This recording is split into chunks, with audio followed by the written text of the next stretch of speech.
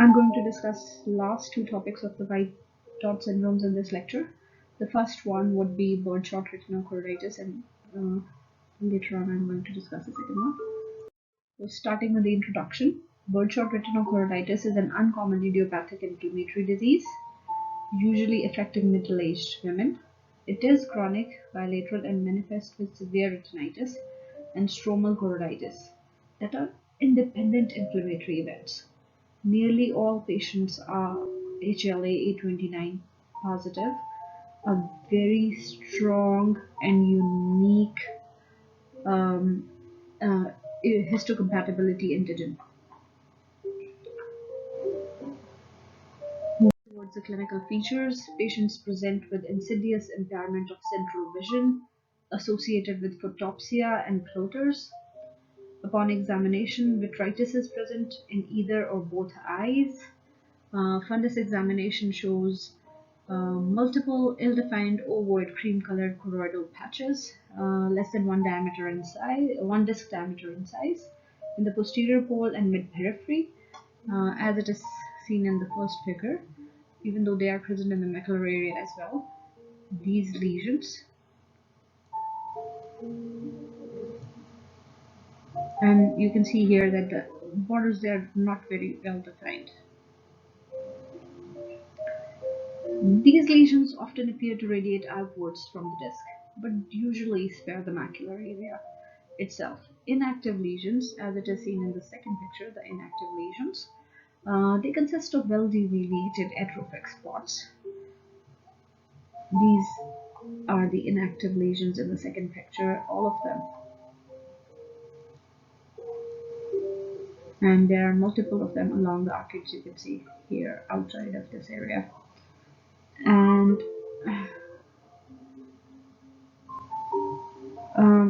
cystoid macular edema, epiretinal membrane, and choroidal neovascularization may develop. Now, along with that, visual field testing is the appropriate functional test for monitoring disease evolution and response to treatment.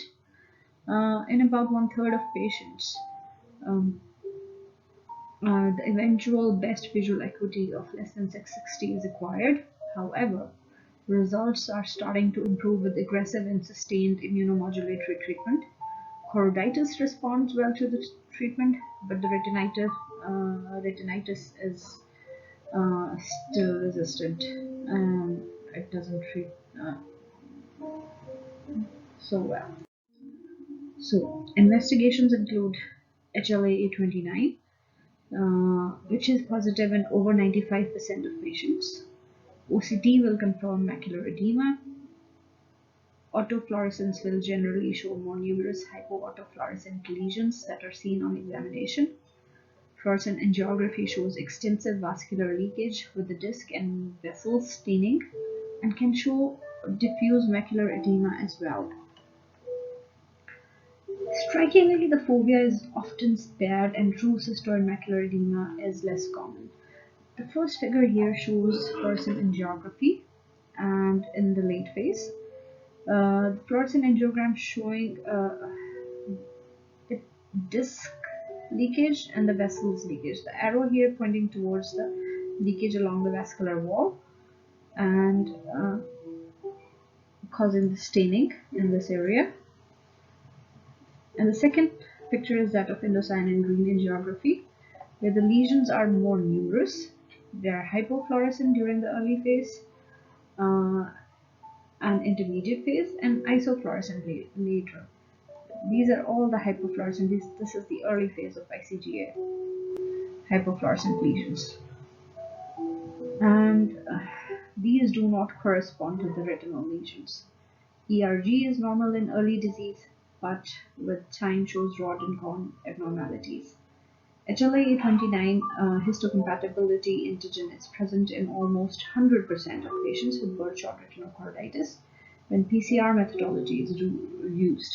So there is some role of the methodology as well. The first step in the treatment is to use subtenon triamcinolone acetonide, a very strong steroid, 40 milligrams, particularly in patients with monocular disease. Up to 90% of patients need systemic treatment though. Early referral to a uveitis specialist should be considered. Systemic steroids are usually used initially, but immunomodulatory treatment is often needed, usually mycophenolate followed by infliximab. So this is it with the birdshot chorioretinopathy, and we are now moving on. Progressive subretinal fibrosis and uveitis syndrome, which is the last one of the white dot syndromes. Now, subretinal fibrosis and uveitis syndrome, also known as diffuse subretinal fibrosis, is an extremely rare chronic condition. It typically affects myopic young women, causing gradual blurring of vision in one and then both eyes.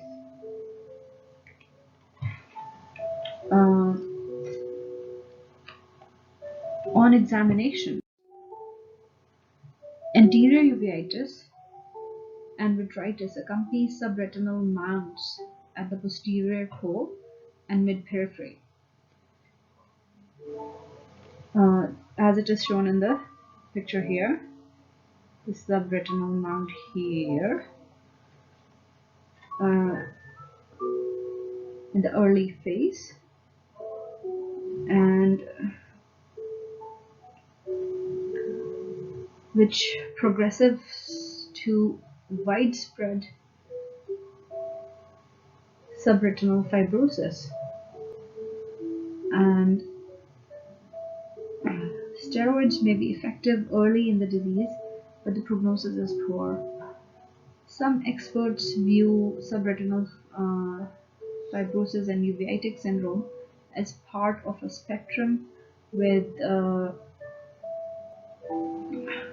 punctate inner choroidopathy and multifocal choroiditis and panuveitic syndrome, as we have discussed in the previous lecture, and I will put the link in the description in the video, and you can click on the eye in the video to see that check out that as well. So this whole area is fibrotic in this figure, as you can see.